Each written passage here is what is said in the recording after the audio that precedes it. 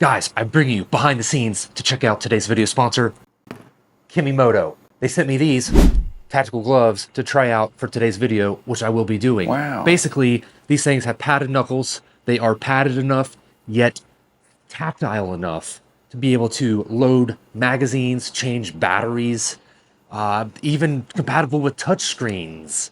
You know what I'm saying? Nope. Guys, check them out down in the link below. I actually really love the full-length wrist strap. So it doesn't get all swish-swash and stuck to your hoodie. You know what I'm saying? You guys know the vibes. Thanks, Kemimoto. Back to the video.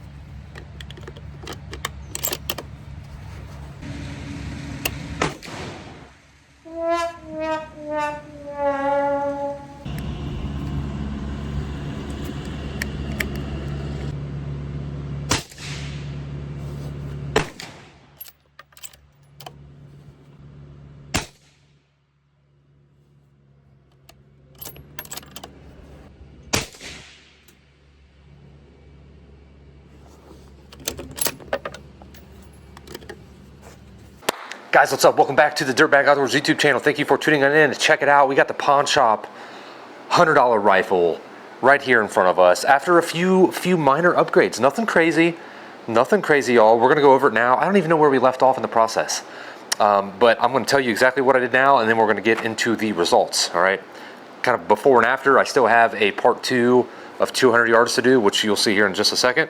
But basically, this is the Savage Axis, the OG original in 223. I did go ahead and have the barrel threaded, 1/2x28, of course. I put on a cheap CVLIFE bipod, again, keeping with the cheap theme of this rifle. I actually paid more for the barrel threading than the entire freaking rifle, so that's not necessarily the cheapest thing, but I guess cheap is relative. But the results are actually pretty solid. I ended up putting on, I had a Bushnell on here that the scope itself is fine, but it wasn't clear enough for me anymore. I found it in the back of the safe. So I opted to put on a Vortex. Now this is the Diamondback Tactical. You do not have to go this expensive, which is still kind of a low to mid-range scope. You can go far cheaper if you'd like. I just really like the glass on this, and I love the first focal plane aspect of this particular scope.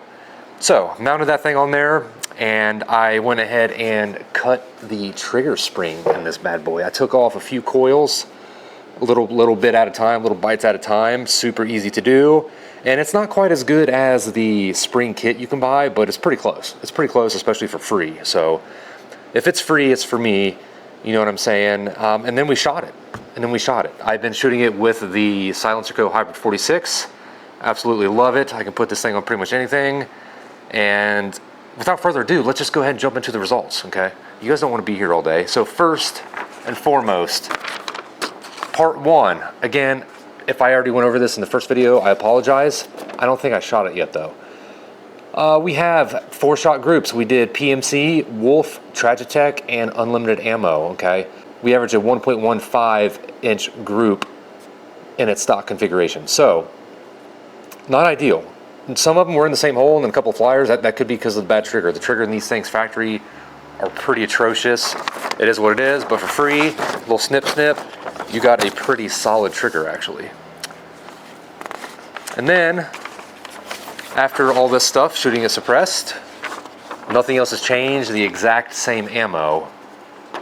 We now have a 0.6 average, which is a reduction of almost 50%. So that's quite an improvement over, really, I mean, do you count the optic? I don't know. The bipod doesn't affect it. This doesn't really affect it as long as you have a decently clear piece of glass. You know, you could get an $80 scope that's going to do this as well. So basically, for almost no money, you cut the trigger spring, and I really think that was the biggest key into this entire thing. I just wanted it suppressed for my personal reasons. Definitely don't have to. You don't need the bipod, even though it's cheap. You don't need it. Just put it on a piece of wood, on some bags, whatever. And yeah, so that's pretty awesome actually. The best group out of that was PMC 0.41, all three touching basically within a 1/16 of an inch or so. And then I went ahead and shot it at 200 yards when all I had done was the barrel threaded. So this is kind of like a bonus. I will be taking it back out to 200 soon in this configuration to see if it can group any better, but basically we're shooting almost MOA. Not quite, but we're shooting almost MOA at 200 yards. And it's stock trigger configuration and everything. The only thing, I had the old scope on it, that sucks. The only thing I had on it at this time was the suppressor. As you can see there, an average of 3.17, but we had a few, two of them just over 2 inches at 200 yards, sorry. So I'm pretty happy with that actually. Wolf opened up big. It really struggled at that distance at 5-inch group. That's what really kind of hurt the average on that. But a 2.29, a 3.1, and a 2.26, that's pretty consistent for 200 yards with a crappy scope and a factory axis trigger, you know what I'm saying, before the Accu trigger came out. So anyways guys, this is awesome. Stay tuned for the last video of this series where we do it at 200 yards, and let me know if you guys think I should put this in a Boyd stock or some other stock that you guys recommend to see if you gain anything from an aftermarket stock. This is completely stock, didn't change anything with it whatsoever. Don't forget to check out Kemimoto, today's video sponsor, down below. I love y'all. Hit that subscribe button. We'll see you next time.